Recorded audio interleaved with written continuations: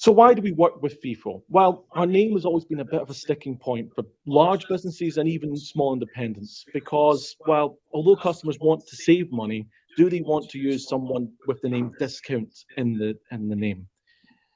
I felt that we pride ourselves on offering really industry-leading, exceptional customer service, but the best people to shout about that wasn't us, it was our customers. And with Feefo, we're given that great opportunity.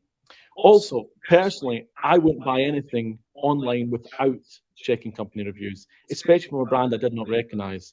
And therefore, if I'm doing this, other customers must be doing that as well.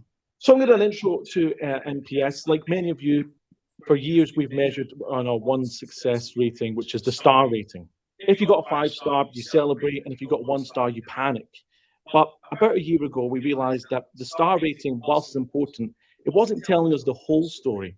It told us about the past, how that delivery had gone. It didn't tell us about the future. Will they actually buy from Discount Coffee again? Today, I'm going to talk about how we switched on the NPS, Net Promoter Score feature within Feefo, and how moving beyond the star rating has helped us to measure true customer loyalty and drive a real growth in our business. So really, good wasn't good enough. So here's a challenge. On paper, everything looked great. Our service ratings are high, our product reviews were solid, but we noticed something interesting and slightly worrying in our data. We had customers who'd give us 5 stars for an order, but then we'd never see them again. We realized that satisfaction and loyalty, they're 2 very different things. A customer can be satisfied, the box arrived on time, that can get you the 5 stars, but that same customer might switch to a competitor next week just because they're 10 pence cheaper, and that is not loyalty. We were great at measuring orders, but blind to the relationship. We had a bit of a leaky bucket on our review data, and it wasn't showing us where the holes were. But we needed to answer that one specific question. They love the coffee, but do they love Discount Coffee? So why do we use the Feefo NPS? Well, we knew we wanted to track the Net Promoter Score for the reasons we've discussed. But the one thing is that how do we do it? So usually companies can send a separate email for this. You know the drill. You get an order confirmation email on Monday, a review request on maybe the Tuesday, and then maybe a further survey on the Wednesday, and so on and so forth. This has led to serious review fatigue in the e-commerce industry, and we have noticed that less people interacting with the more emails we're sending. So we chose the Feefo tool for the 3 reasons. One, it's seamless integration. It sits right inside the review flow. So the customer is already engaged in the review. They're already filling out the review. So it takes them no time at all just to click between that 0 and 10. And therefore, we're getting a much higher response rate than if we sent out a separate form. The second thing is the context. Because it's on Feefo, we can see the NPS score right next to the text review. We get the score, which is the what, and then we get the review, which is the why, all in the one view, so we can really look at the data. And that's the third thing. It's verified data. Unlike a lot of other platforms that you'll see, where people can just enter their own data and upload their own information that might not have been verified customers, with Feefo, everyone that orders from you gets sent a request, and only they can actually give you those review feedback. So therefore, you're getting really accurate data. So we have the data, but what do we do with it? Well, we don't just put it on the screen and that's it. We have to segment our customers into the 3 separate categories, and there's a different strategy that we've built for each. So I'll go through the top ones. So first, the promoters, the 9s and the 10s. They're the engine room of the business. We don't just leave them. We have to identify them through the Feefo platform, and then we have to activate them.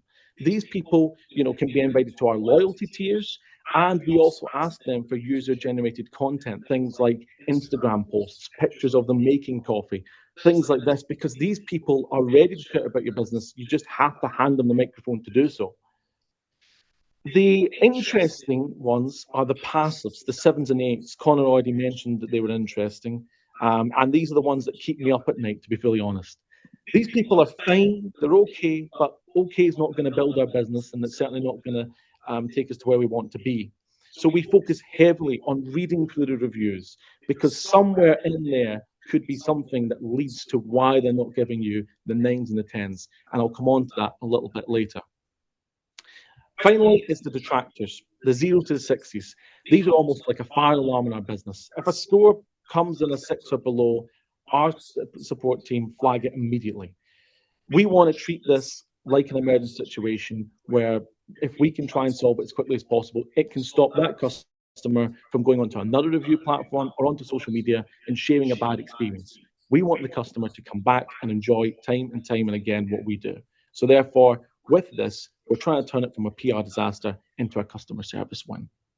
So I want to share a real life story of how data has changed a major operational decision for us. So we were looking at the passive segments, the people that are scoring as the sevens and the eights. And when we dug into the text analysis, we saw a very clear pattern. The product reviews were great, people giving 5 stars, loved the coffee, but the sentiment around the delivery was dragging our score down.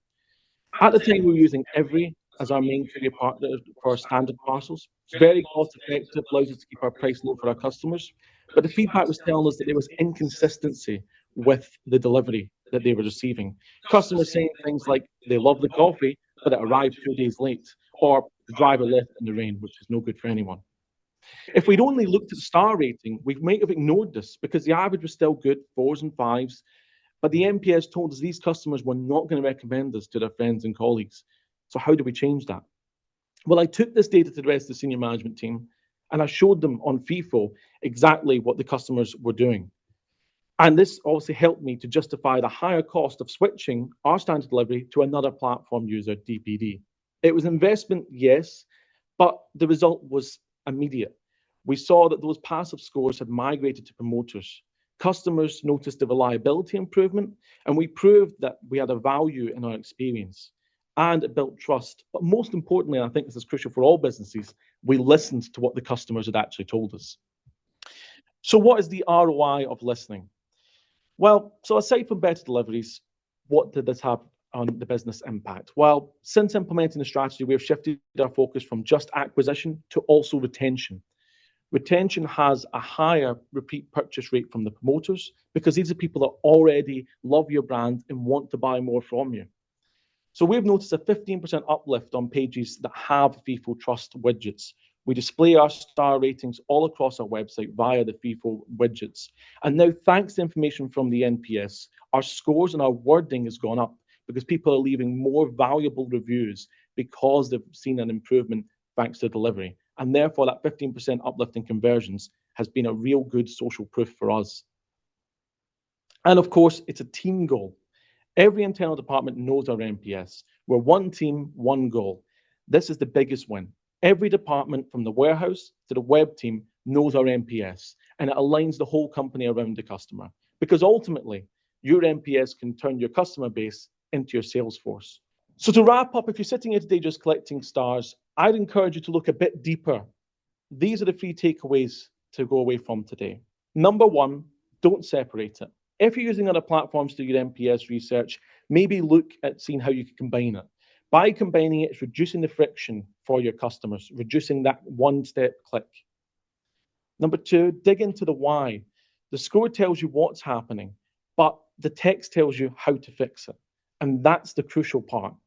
And number 3, act on it. If you're going to do all the measuring and get all the data, you have to make the hard decisions, such as changing couriers to improve customer satisfaction. If you don't act on it, the score won't improve.